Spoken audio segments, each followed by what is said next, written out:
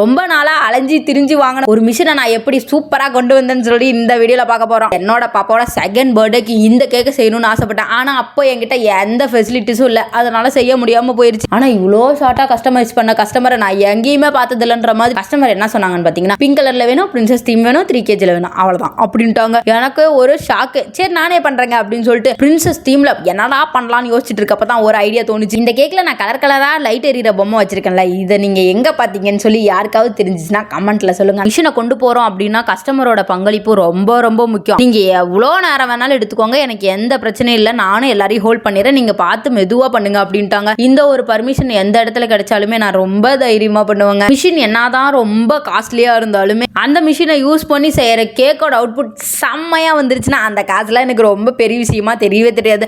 அதே மாதிரி தாங்க இந்த கேக்கும். இதோட அவுட்புட்டை நானும் என் புருஷனும் ஒரு 5 நிமிஷம் நின்று விறக்க பார்த்துட்டு வீட்டுக்கு கிளம்பிட்டோம். அவ்வளோதாங்க. டாடா பாய்.